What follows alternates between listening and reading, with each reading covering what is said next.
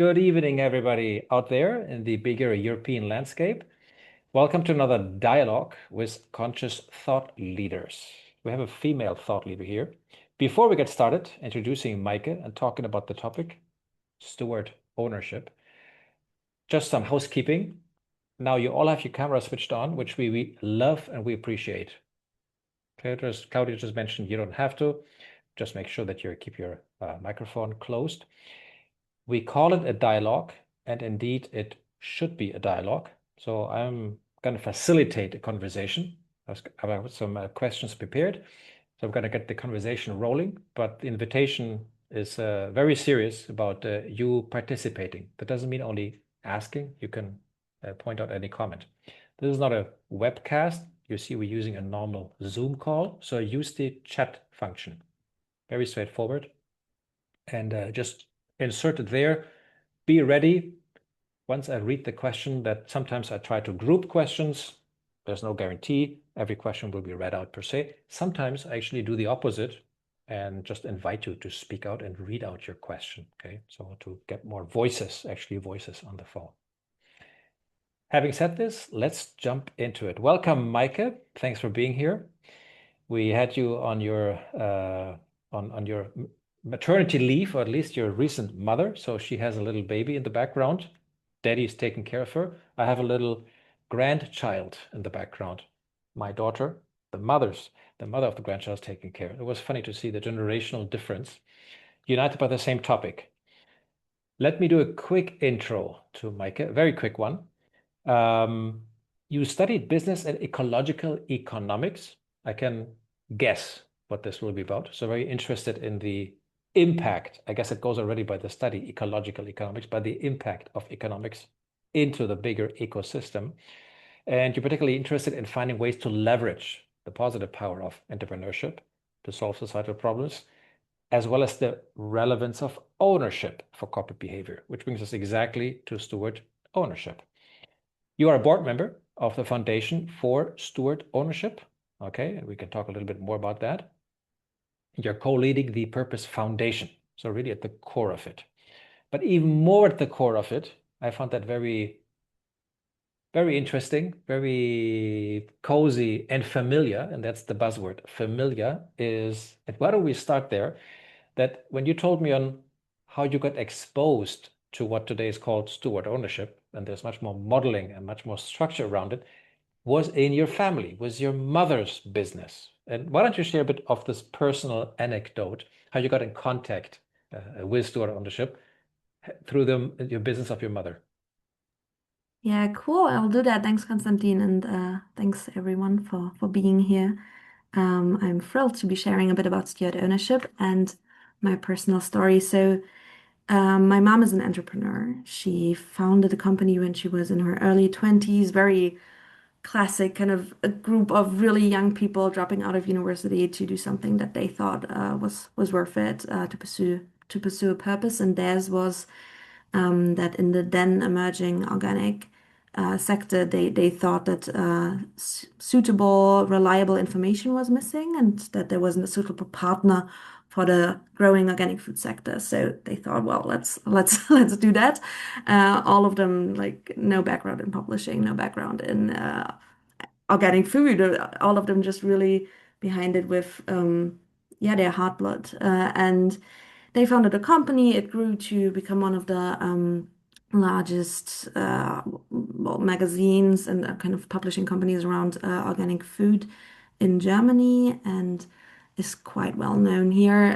Their company has around 80 employees, so it was is a well-running mid-sized company. And a few years ago, when well, more than a few years ago now, when I was still a child, I think early teens my mother's co-founder exited the company and or basically planned to exit the company. And together they realized that really the way they had always thought of the company was not the company as their value. And he wanted something back for everything that he put in, all the risk he had took.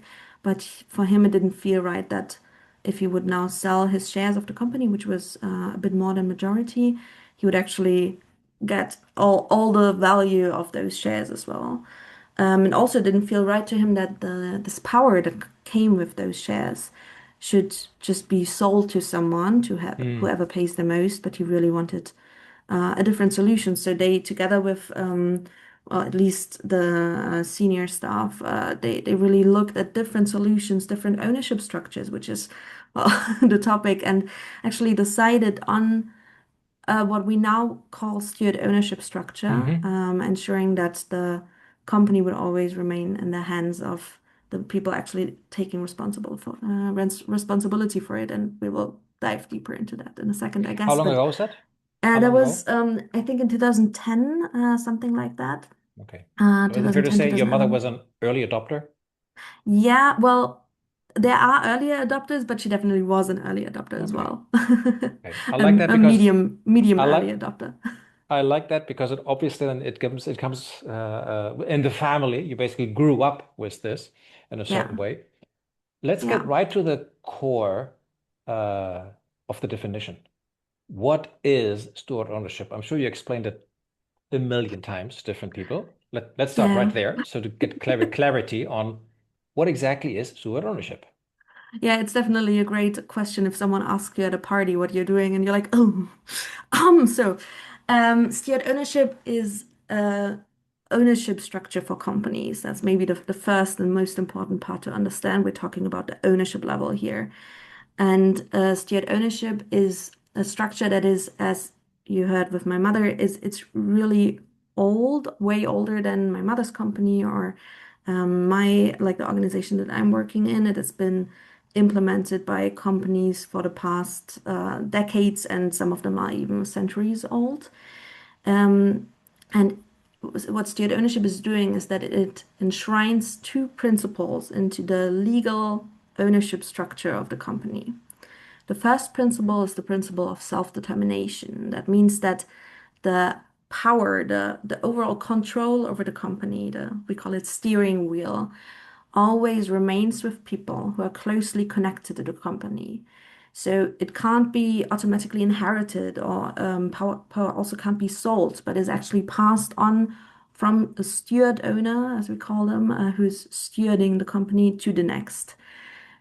And the second principle is the principle of purpose orientation. And this means that the value created in the company remains to serve the purpose of the company. So, in that Hmm. sense, profits are not a goal in itself, and also increasing shareholder value is not the goal of the company, but the company exists for a purpose, and profits are a means to that end.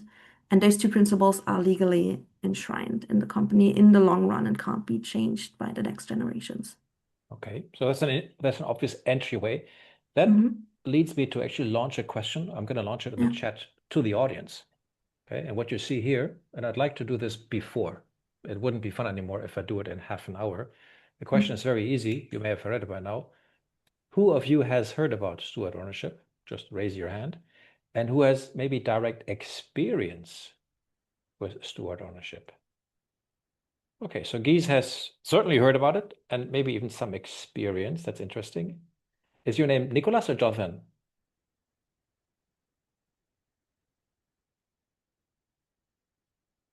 Repeat that.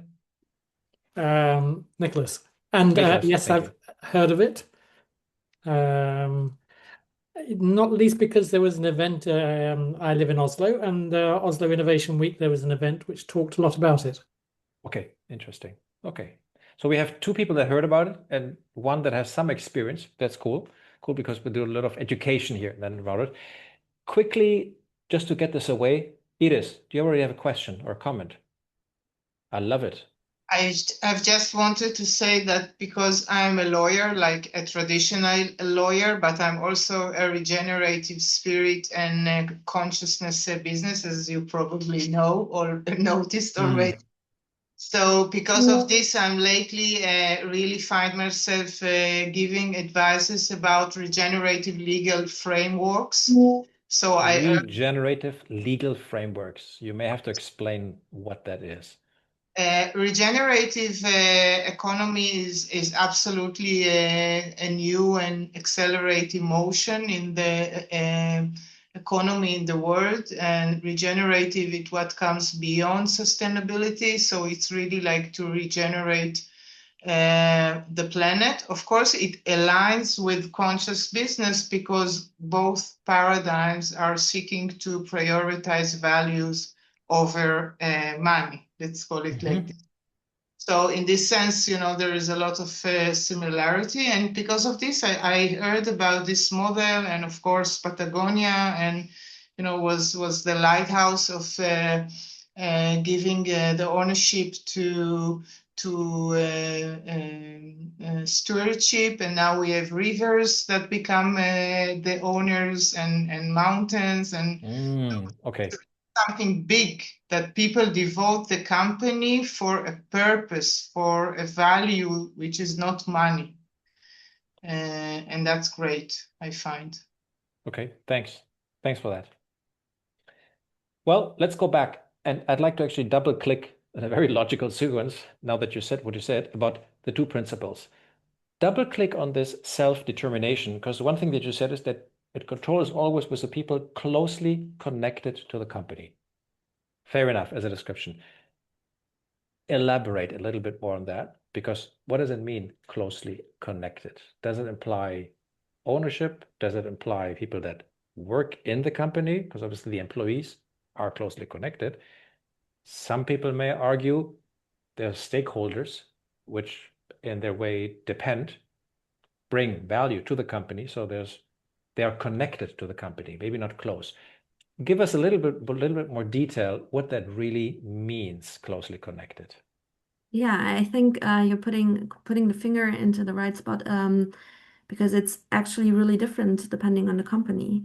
There are some that definitely define like the self-determination part as only people working in the company or only people in management positions in the company can also become steward owners. But there are others that take it a bit further and say, well, we do think that the different stakeholder groups should be represented. So there's actually one steward-owned company, organically grown company, one of the largest organic food distributors in the US. They have a steward board made up of the different stakeholder groups, including the communities, the farmers they work with, etc. And then there's some who say, for example, there are a few companies where the founders are not actively involved in the company anymore, but they're still really connected to it. So they would say those people can also still have a part in the steward role. What this self-determination thing is doing is it's saying it's not the automatic inheritance and it's not money. So the question usually of who is the right person to take over the company is solved with one of these two mechanisms. And in steward-owned companies, you as the entrepreneur and potentially successor, you need to be the one asking who is the best person for that, who is the right steward, who has the closest connection and also the abilities to lead the company into the future. And that's a really tough question and can change over generations. But steward ownership forces companies to answer this question for themselves. And Okay. the answers we see are thankfully really, really diverse. Okay. You mentioned something, it is not finance, it is not inheritance. And what I take from there is that inheritance would just be a legal passing on because I own it. There's a legal, inheritance mechanism law that I just pass it on. So this automated procedure you said is not compatible with steward ownership. And the other one is, well, finance. And if I got it right, something that part of the self-determination is that the company should never be, hopefully I got it right, something like an object of financial, I don't know if you use your word speculation, but of financial trading. Yeah, or commodification as well. Commodification, Yeah. thank you. So elaborate on that, in which way the financial selling of a company to the highest bidder, which is not, in some cases, is not unethical, certainly not illegal, it's very common. Very common. Why would that not be compatible? And let's just simplify the answer. There may be corner cases in which it is compatible, but why do you think this is not really in the spirit of steward ownership? Just to get the point straight. I think there are different answers. One that comes first to mind is, do I want the power over the company? Well, as someone who is thinking steward ownership is a great model, do I want power over companies to be in the hands of the people who pay the most? Or do I want the people who are actually the ones that can steward the companies into the future best, to be the ones that Mm. take on the role? And I'm you're completely right. Obviously, selling companies is completely normal in well, in the world and in the economy we live in. But steward ownership is chosen by entrepreneurs to say, no, we don't think of the company and the individuals working in the company and the customers of the company as something that should be sold and that we want to well, liquid, there's in German, there's a nice word, kind of silverize, versilbern, silverization, to make into coins, To yeah, liquefy. to liquefy, to realize the value of the company for themselves. We don't think that the company is only an object to sell. We think of the Mm. company as having a bigger purpose, and we don't think that control over the company should be passed on by whoever pays the most. And that's not saying if someone else chooses a Mm. like that selling the company works for them, that's obviously fine, but steward-owned companies have chosen against that. Okay. It's an interesting input by Nicole, liquidate. I avoided that word. I don't pretend that I'm an expert in English. That's not my mother tongue.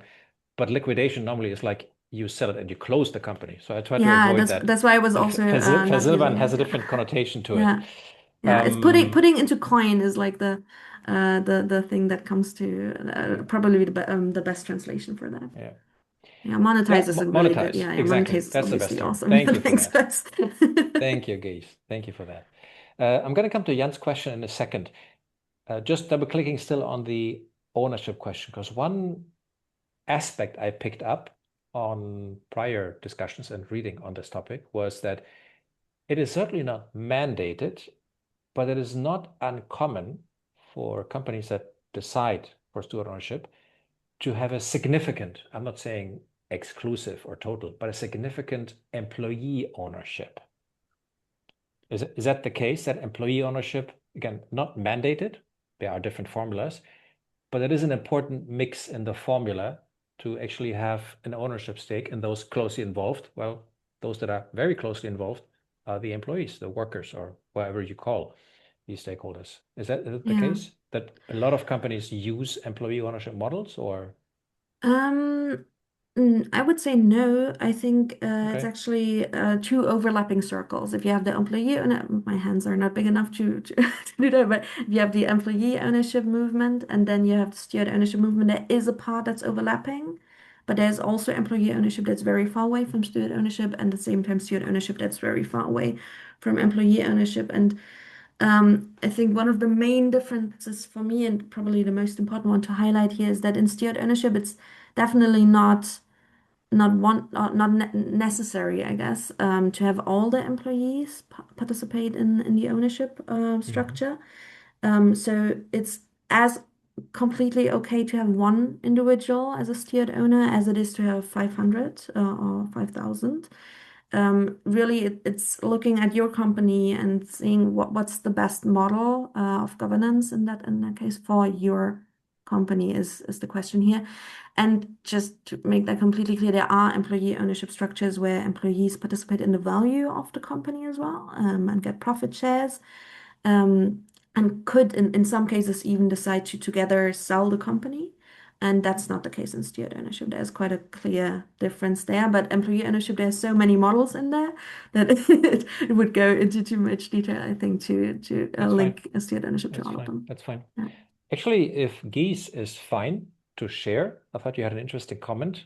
And you said this can be tricky as well as I experienced. So if you have some kind of first-hand experience, is it okay if you share that? What? Yeah, that's okay. Um,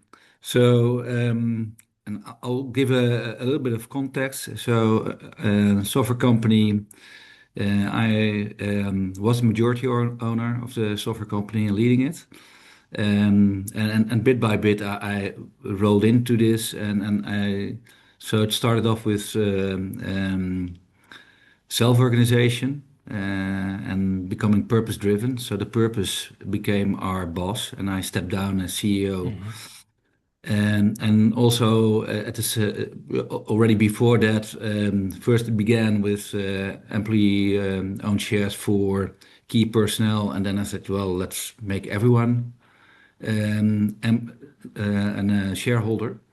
Hmm. Um, and with that also, I wasn't anymore the majority shareholder, which was fine for me because I wanted to go to a kind of steward ownership, looked at purpose in different ways. And what happened is when we became more and more successful, some of the employees and leaders with larger amounts of shares, and also some of them becoming older, where it started as like it's nice, it's a nice addition. It became a core source of potential capital. Hmm. So in the end, a large group of larger shareholders within the company came to me and said, "Gijs, you cannot decide about our wallet. So we like at some moment to exit." So I went into the whole, and I was wondering, and there is a very fundamental question about power here as well. So when I still was the majority shareholder, I may have put in construction on the based on the power of the majority, and I didn't know about. I didn't expect this to happen. I thought it Mm. was just great to share. But in the end, it became an issue. So I tried to find a kind of purpose capital as well, and which became difficult as well for the long run. So in the end, we sold it to, you could say, quite recently to a pretty purpose-oriented fund. But it's so that's also the reason why I'm here because I really think there's lots to do in terms of legal. How do you legalize this? But also in having um, funds to of course to finance it. But there is also so employee ownership can be. And I still think it's great, but somewhere we have to cap it, and we also have to cap the power there, the majority Mm. power, which is Thank also you. strange, you said. But that's what. And Mike, maybe you have some answers to that. Thanks for Yeah. sharing the experience. Yeah, I Is can it all right if I react directly? Yeah. very much.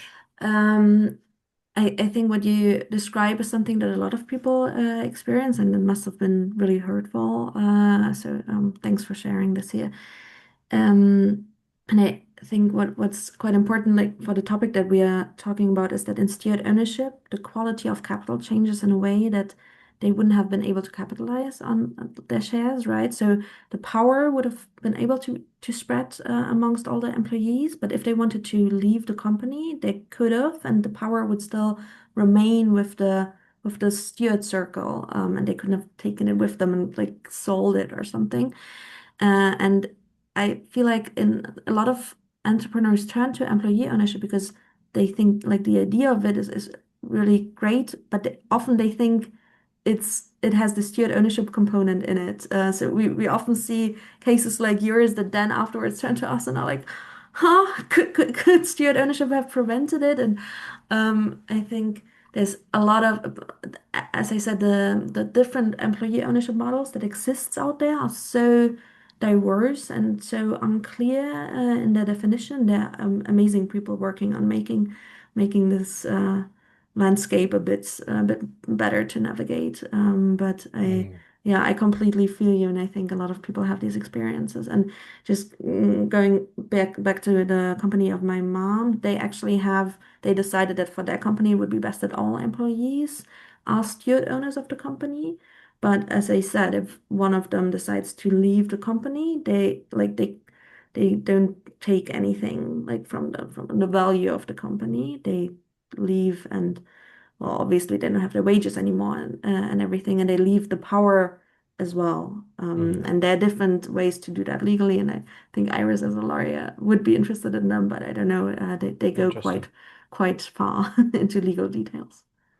Is it fair to summarize? I'm testing that in the case that you quote again, and using the word that Gies used, monetize, that in the case of your mother company, the employees, there's a mechanism to avoid that they monetize on it, which is again to avoid this commoditization of the company. Interesting. Let's switch to the other principle. We talked about one, and let's talk about purpose. This brings up the question, and I'll add here the question of Jan, which I'm reading it out. The stewards or workers could change the purpose of the company, perhaps in case of big needs.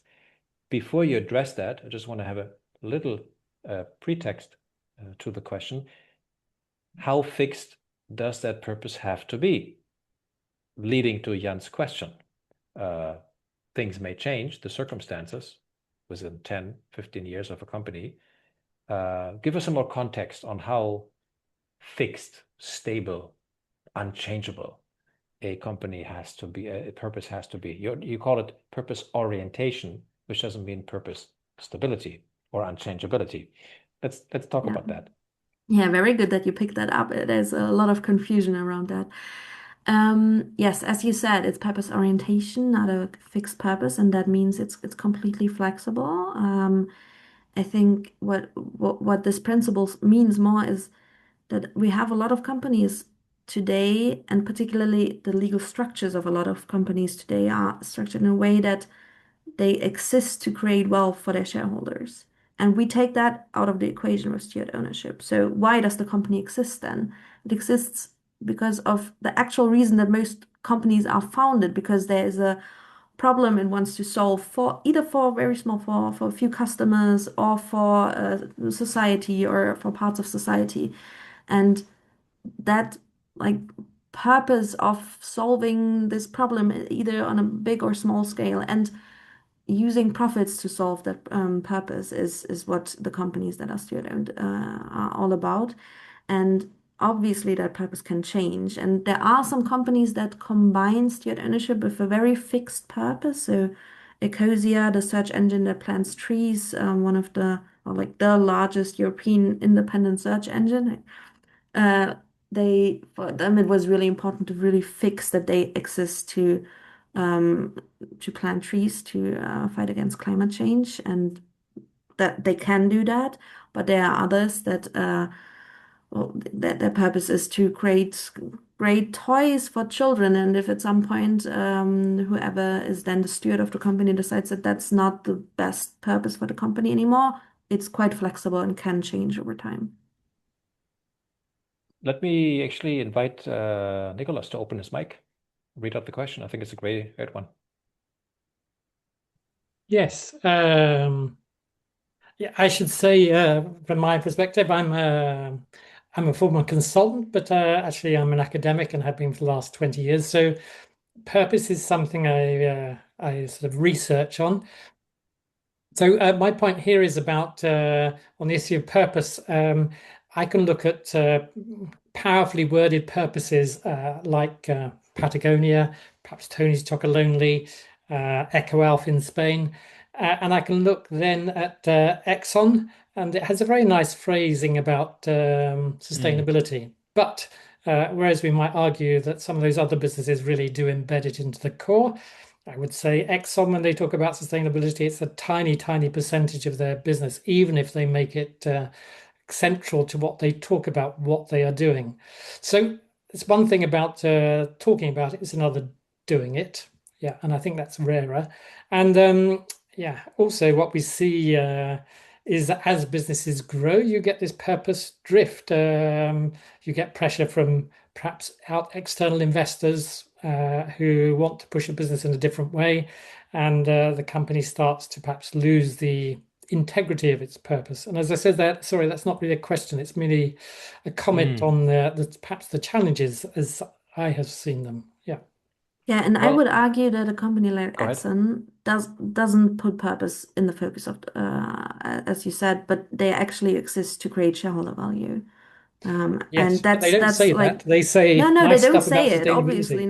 not. Yeah, exactly. And steward ownership is basically saying no, that's not, that can't, like, legally can't be and is not the purpose of this vehicle. Like, Mm. we create a legal structure where shareholder value is really kind of out of the picture, and extracting profits is also out of the picture. So Yeah. now you have a company that Yeah. is Well, there yeah, for a purpose. Yeah. just to think about it now, on if I took the example of Share, the German business, Hmm. which I guess you know that does water and other Yeah. things. Yeah, then I've looked at that business and know people there, and yeah, you would say that's absolutely a principled, purpose-driven business, but it's had external investors. It's rather lost its way a bit. It's lost the integrity of what it was trying to Mm. do. Let Yeah. me ask you a question. Let me ask Yeah. you a question and turn this comment into what I think is a really relevant question. Now, we all, maybe not with the depth of Nicholas, have our experience and read about purpose and how easy it is to purpose wash. Okay, we mentioned even one example, Exxon. There's plenty out there, and we know the reasons why. So here's my question. If an owner, a creator, entrepreneur of a company, wants to ensure that his company stays as true as possible to purpose, is it true to say that steward ownership as a legal construction actually should help? I'm not saying it completely guarantees, but it really helps to avoid the greenwashing of purpose and staying true to it. I kind of Yeah. understand that it should help a lot to stay true. Is that a fair observation or? Yes, it's absolutely a fair Okay. observation. It doesn't necessarily help to fix that purpose, but it helps to stay true to a purpose, a bigger purpose, not the purpose of shareholder value creation or profit creation. Okay. Well, there was a question from Hayes. So who can change the purpose? Is there any rule or Yeah, the steward governance? owners, The the steward people owners. who, Okay. yeah, the steward owners, and some of them in the transition to steward ownership say, hey, we don't want to have only the steward owners be able to change the purpose alone. We want a board or whatever to look onto that, but that's a governance structure that each company can decide for themselves. So the easiest answer would be the people who actually have the control over the Mhm. company and have, I mean, yeah, have the power, the last instance of power over the company. Okay. Okay. Well, let's move right into a question. Interesting one of Nicole. Nicole, you want to open the mic and read out the question yourself? It's always nice to have vocal participation. Yeah, sure. Thank you. I hope I word it in a way that you can understand what I'm trying to get at. But how do you embody the concept of stewardship in the hiring process to attract employees who are aligned with the stewardship principles? I think that's a great question. Yeah, it's a great question, and it's one of the most important ones if you want a company to actually be successful in a steward ownership model for well, decades or even longer. And again, it depends very much on the company and how they do it. There are a lot of them who are very transparent with their ownership structure and are very transparent with kind of how um, one can become a steward owner and what kind of level of connectedness with the company it needs. There are others who don't really embed it at all in the hiring process. So some of them are, I mean, there are still steward-owned companies that really don't talk about their ownership structure because I think they might be afraid that like people wouldn't understand it or it looks a bit complex and then people get put off. So it's really different. But I think through steward ownership, and if you then bring stewardship to life in the company, you have people in the ownership, so in the leading position, who are really really closely connected to what the company is doing. And if they again and again phrase why they're there for the company and why, like, why they stand up every morning for that, and if that can somehow flow into employee or conversations with employees, that's the most important part. Let me add to that question, which I think very, very interesting, because most people on the phone, with the exception of Gijs, and well, Nicholas has heard about it in more detail, but not personal experience. So most people here on the phone, they don't run today a company that is steward-owned. And I know two people, well, Jan actually asking the question, he's trying to sell his company, or I know Puri personally, who has a company, not a steward-owned company today. So here's my question, moving into kind of the implementation, which is what Nicole's question alludes to. How do you move into this situation? What are the experiences, the good ones, the bad ones, maybe some of the failures, the pitfalls, when a company decides this is a proper model for me, which kind of alludes to the situation one of the people in the audience, Jan, who dropped this question, is in. He wants to sell his company, and he's now assessing how to do that. I want to have the company stay true to my purpose. What are typical transformation steps that people have to be aware of to be able to transform this? Yeah. So it's a step that's often being done either during or before financing round, or as with Jan in the process of succession. So the founder or current entrepreneur wanting to leave the company and wanting to have someone take it over. And the most important step is to see whether steward ownership fits. So one thing would be how much is enough for selling the company. There is an option to obviously get founder compensation when you transition your company into steward ownership. But realizing the full value of the company is not something that's usually possible in transitions into steward ownership. And that obviously for some people means that it's not the model for them, and that's absolutely all right. And then the other part is, are there individuals wanting to take over the company whose steward ownership is the right model for? And that often those successes come from within the company, employees that might not be able to buy the company because they don't even have the means, but would have the abilities and values and connectedness and willingness to take over the power over the company, to take over the control. Other times we also know of people from the outside coming in, but being willing to lead the company on into steward ownership is a really big part. And that's obviously, I mean, I'm reading the question, and transitioning the company now into steward ownership and then selling it, yes, that's would make it way more complicated. So then that ChatGPT is quite intelligent, because obviously now you could sell it to basically anyone and every company. And if you have it in steward ownership, you can only sell it to companies or individual. Well, you can only pass it on, because you don't sell it anymore, to companies or individuals that are really interested in it for the purpose it has, and for what it is doing in the world, and for its operations and the value it has created, not in financial value. Whilst in a kind of normal sell, you could also have people who mainly see it as an asset they invest in buying it. Yeah, this is actually consistent. And let me share an experience we had with in Germany, I guess, one of the pioneers of steward ownership, Sebastian Klein. Yeah. He was prior an entrepreneur who co-created Blinkist. Some of you may have heard or even used Blinkist. So he visited Barcelona, and he mentioned clearly that when he opted out, there was definitely a choice point, him already having been a millionaire in some sense, that it was okay for him to, and I'm generalizing, to basically not cash out with a maximum value. And what I heard you articulate, Maike, which I think is important to be honest about, if you want to maximize the financial value that you get out of your company, then steward ownership may not be the right path for you. So there's a bit of a choice here, that if purpose matters and your company purpose matters, it will, I'm trying to be very blunt, well, it will take some of the equity value, maximizing the selling price. It will actually have a benefit. It will actually have a consequence on it. There's a negative correlation, but you have to make that choice if you want to stay true to your purpose.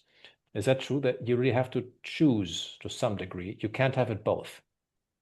Yes, to some degrees, yes. As I said, there are models like founder compensation models. And Jan, I'm looking at your question. Yes, you pass it on, but you can get a compensation for everything you put into the company, financial compensation. Um, and we often see that particularly in succession. Obviously, the founder of a company put in so much money, always with the thought of, well, I do own the value of the company as well. So Mm, I might not need to pay myself that high wages in the beginning or even still at the end. I might not need as much social security because I do have this company and the value of it. So in the process of succession, they need something and that's absolutely adequate. But you're looking at what's adequate for what you put into the company on the one hand, and at the same time, what's something that sustainably the company can pay you, that is not extracting too much for the company, taking away, well, the basis for its future. And the difference to just selling a company where the sale comes from the future owners who then will try to get it out of the company again.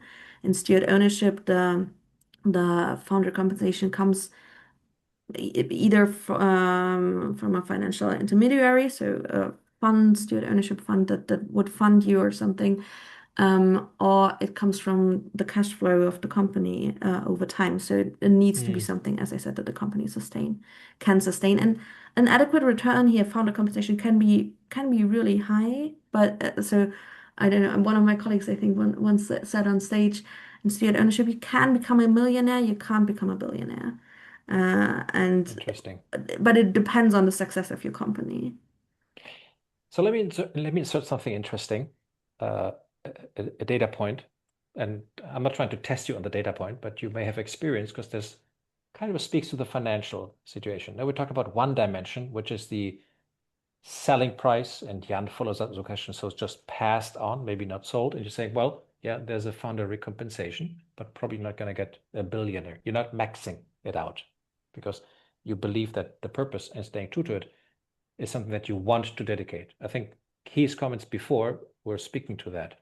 Now, what I read, and this is interesting, is that according to some data shared in YouTube, companies that run steward ownership have the number there says 6 times. I'm not trying to nail anybody on 6, but it said 6 at that point. 6 times higher probability to survive versus other startups, and they are more profitable.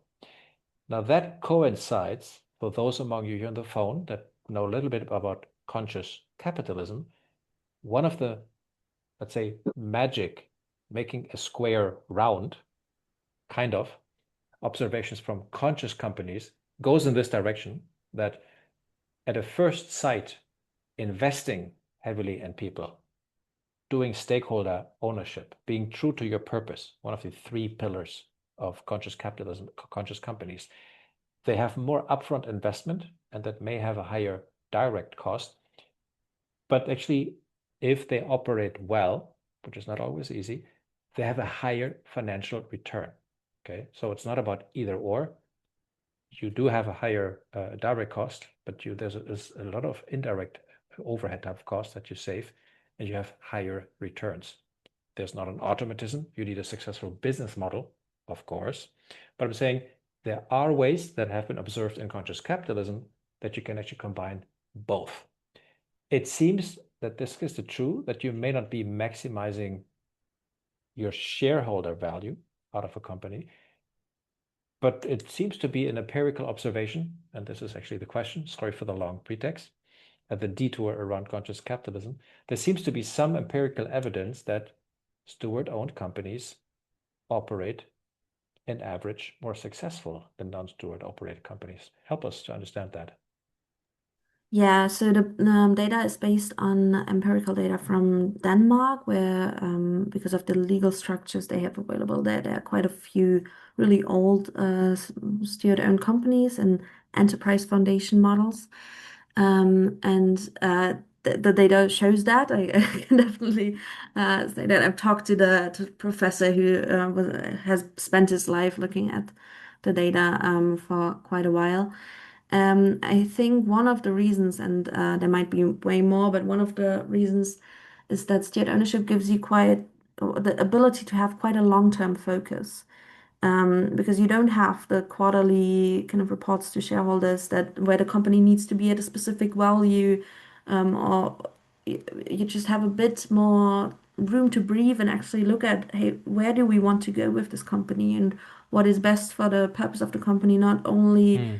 for the next quarter or for this year, but actually for a longer period in time. And obviously, that can also be true in conventional structures. Not all companies in conventional structures have these really short term kind of folky. But in some, it's definitely the case, and we observe the consequences of that daily. And in steered ownership, you have, yeah, I mean, for example, one of the most famous steered owned companies is Bosch, and Bosch was one of the first to move into the battery kind of innovation back in when no one was doing it because people didn't know whether it could become profitable. So that's one of the examples where they were really early on were able to take that step. And in Denmark, where the data comes from, a lot of the companies that are like the largest ones that are foundation owned and steward owned in the pharmaceutical parts and are really not looking at how can we best maximize the value we make with the medicine we produce, but are actually looking beyond that to well, to illnesses they want to solve. So one of them is Novo Nordisk, which is really fighting Mm. to cure To end diabetes. diabetes, yeah. Yeah, to Yeah. end Yeah. diabetes. And I think this view on the problem you want to solve in the long run versus the thing you want to sell or the service or the product is the main difference. Which speaks to this, and this is from the same study that I refer to, is that apparently customers trust those companies more. Some of you may know this one single question, would you recommend our service or our company? And apparently steward-owned companies an average rate higher. And we know this is normally a good predictor of company success. Is that what you understand? Like, Yeah, that's what I understand from the studies there. I always need to, I love the data, and at the same time, it's quite a small country and quite a small sample. So we are still looking for more data. And that also, Nicole, to your question, we don't have enough data yet on steward-owned companies, particularly not data that's available for researchers to work with. But what we see from Denmark, customers do trust those companies more if they know about it. And as I said, there are companies that are deciding not to talk about their ownership structure. Bosch is being one of them. It's not very, like most customers of Bosch don't really know how the ownership structure is structured. But there are others, particularly the younger ones like Ecosia or Wild Plastic, particularly startups or a Neue Narrative, which Konstantin you just mentioned with Sebastian Klein, who are very open with it and whose customers are, because of that, quite certain that the company won't completely like have a huge mission drift or be sold to somewhere where they can't really cooperate with the company anymore. So I've asked and quoted many of the advantages Yeah. of steward ownership and the powers it unleashes, and we now refer to the financial impact, the impact on customers, possibly very powerful ways how to include employees. I'm sure that engagement levels are very different in steward-owned companies. What are some of the typical difficulties? Because every model has downturns. It solves certain aspects, but it is not great addressing others. Well, there's typically a trade-off of some kind. Tell us about some of the disadvantages. Not to say the model is bad, but just then has to be very explicit. These are things that steward ownership is not good at addressing. Yeah. Steward ownership is taking away some of the easy routes, kind of succession. Well, just pass it on to your family, or succession, or I'll just sell it, or stuff like that. Kind of the easy answers that we are very much used to because our economic system is currently filled with companies that operate with that, with ownership as a bundle of rights, with power and money being together as one. And Steward-Ownership is saying, no, we need to look at the different ownership rights separately, and we need to see, hey, who is actually the best person to take over control? Who should really benefit, and why, and what should be the cap, and how much is enough? And that is extremely complicated, and it's taking time, and it's an emotional process to ask yourself those questions as an entrepreneur, because it's not every day that you really have to sit down, maybe with your co-founders, maybe alone, and ask the question, well, how much is enough money to take out of the company?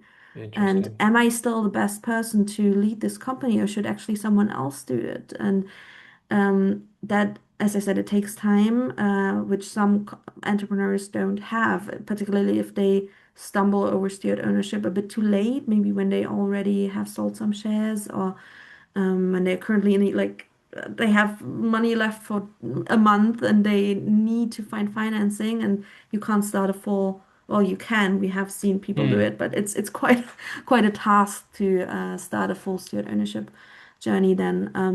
And you again and again need to fill the stewardship with life. If you answer it once and then you kind of neglect it and pass it on over Mm. generations, and everything's just like, oh, well, we have the Steward-Ownership model, so let's just run with it.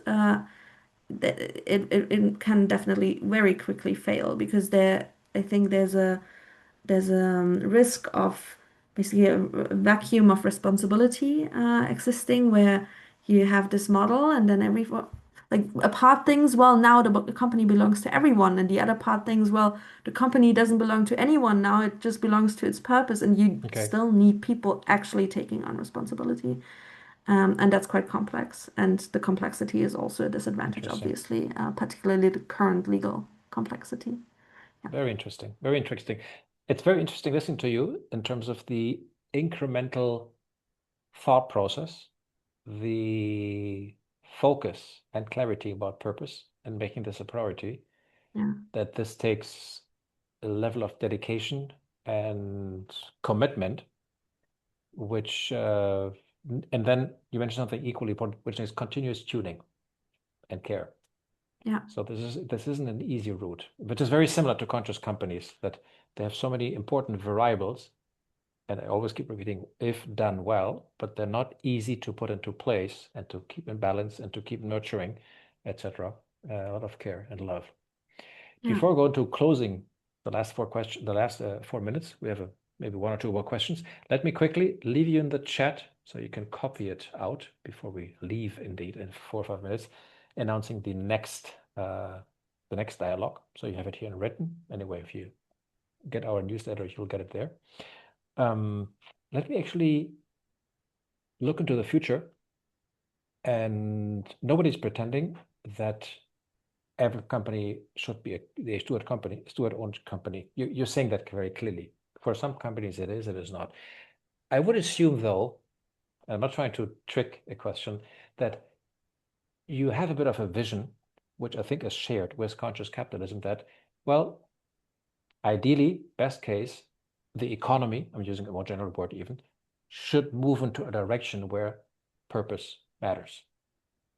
And this has all the consequences on caring for employees, caring for the stakeholders with all the positive benefits. What is, in a certain way, if you have one as a purpose foundation, your outlook? What is the traction? Maybe specific to Germany, maybe specific to other countries in Europe. What is the traction you see of this picking up? Do you have any hypothesis? Nobody knows the future, of course not. Any hypothesis where this may go in the next 5 years? Do you expect a lot of growth? You said, oh, it's going to be difficult. Oh, it's only going to be a niche. What is your outlook and hypothesis for the future? Big question for the last 2 minutes. I I want to answer this for myself maybe first, not for Purpose Please. Foundation. I really believe in the model of Steward-Ownership. I've seen how it changes how entrepreneurs interact with companies and how employees interact with companies, and how particularly the company behaves in society. And I do think that we at a point in time where we need to reclaim our economy, that we're not working for the economy, but economy is again working for humanity. And I do think that steward ownership can be a part, not the only, but a kind of a building block for a solution to move into that. And we definitely see growth. We see growth in the interest of steward ownership globally. We see it particularly in Europe, but we get contacted by so many people in different countries saying either as entrepreneurs we want to do this. How can we do it? Or as change makers saying we think steward ownership should be a bigger part of our company landscape. And I have high hopes for the model to be even more known. We've already grown quite far in the last 10 years that purpose existed, but I think there's still a good way to go. Thanks for that. Beautiful. Well, this wraps it up. We want to be on time, and that's fine. 7 o'clock Central European time. I'm encouraging everybody here on in the podcast.